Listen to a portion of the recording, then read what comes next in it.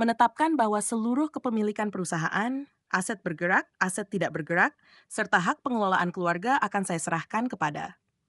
Notaris kembali berhenti. Ruangan yang semula dipenuhi bisik-bisik mendadak sunyi. Semua mata mengikuti arah pandang pria tua itu.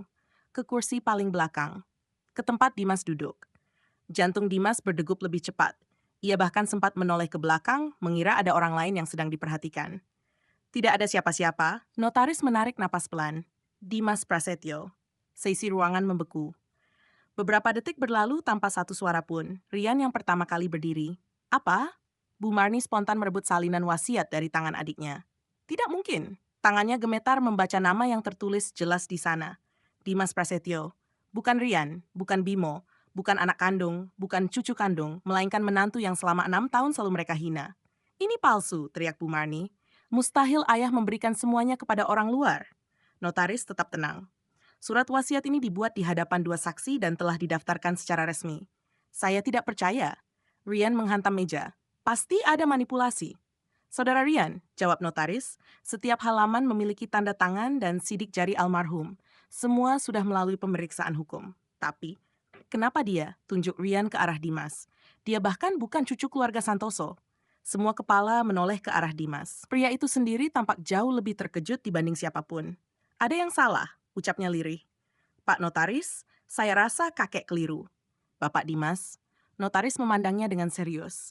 Pak Surya tidak pernah keliru dalam mengambil keputusan, tapi saya tidak pernah meminta warisan. Itulah salah satu alasan beliau memilih Anda. Kalimat itu membuat ruangan kembali gaduh. Alasan? Bentak Bu Marni. Alasan apa? Notaris mengambil lembar berikutnya. Pak Surya menuliskan alasan tersebut. Namun sebelum saya membacakannya, beliau mengangkat flash disk yang tadi sempat dijeda. Sesuai pesan beliau, rekaman harus dilanjutkan. Televisi kembali menyala. Wajah kakek Surya muncul lagi. Kali ini sorot matanya jauh lebih tegas. Kalau nama pewarisku sudah kalian dengar, beliau berhenti sejenak. Aku yakin sebagian besar dari kalian sedang marah. Rian langsung memalingkan wajah. Bu Marni mengepalkan tangan. Kakek Surya melanjutkan. Kalian mungkin mengira aku sudah pikun. Tidak, keputusan ini justru yang paling sadar pernah kubuat. Beliau mengambil sebuah map dari samping kursinya. Selama 5 tahun terakhir, aku menguji seluruh keluargaku. Ruangan kembali sunyi. Masing-masing dari kalian pernah datang kepadaku.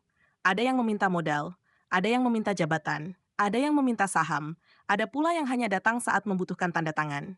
Beliau tersenyum tipis. Hanya satu orang yang datang tanpa meminta apapun. Tatapan seluruh keluarga kembali mengarah kepada Dimas. Kalian mengenalnya sebagai menantuku. Sedangkan aku mengenalnya sebagai orang yang pernah menolak uangku. Bu Marni menggeleng keras. Tidak mungkin. Rekaman terus berjalan. Beberapa tahun lalu mobilku mogok di depan sebuah bengkel kecil. Aku sengaja tidak memperkenalkan diriku. Dimas memperbaiki mobilku sampai larut malam. Saat kutawarkan bayaran lebih, dia menolak. Kalau Bapak sedang kesulitan, katanya, anggap saja saya membantu orang tua saya sendiri. Air mata Alia mulai jatuh. Ia sama sekali tidak pernah mengetahui kejadian itu. Kakek Surya tersenyum dalam rekaman. Sejak hari itu aku beberapa kali datang diam-diam, bukan untuk menguji keahliannya, tetapi untuk menguji hatinya. Ternyata setiap kali aku datang, aku selalu menemukan orang yang sama. Jujur, sabar, tidak pernah mengeluh, tidak pernah bertanya siapa aku. Ruangan mulai dipenuhi rasa malu. Para pelayan yang berdiri di belakang saling berpandangan. Mereka akhirnya mengerti mengapa kakek Surya sering menghilang tanpa pengawal. Namun tiba-tiba rekaman berubah. Senyum kakek Surya menghilang. Meski begitu, bukan itu alasan terbesar aku menyerahkan seluruh warisan kepada Dimas.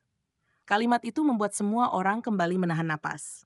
Masih ada satu rahasia yang sengaja ku simpan selama 33 tahun. Bahkan notaris Prasetyo tampak menegakkan tubuhnya. Jelas, bagian ini belum pernah didengar siapapun. Wajah kakek Surya memenuhi layar. Dengan suara pelan namun sangat jelas, beliau berkata, rahasia itu ada di dalam kotak kayu yang selama ini kusimpan di ruang kerja. Prasetyo, tolong buka kotak itu sekarang.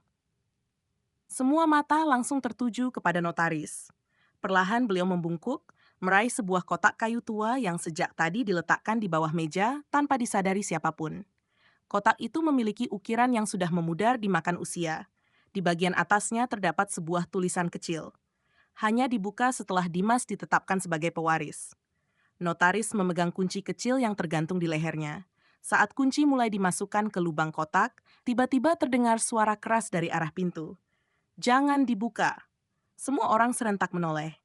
Seorang pria berambut putih berdiri di ambang pintu dengan napas terengah-engah.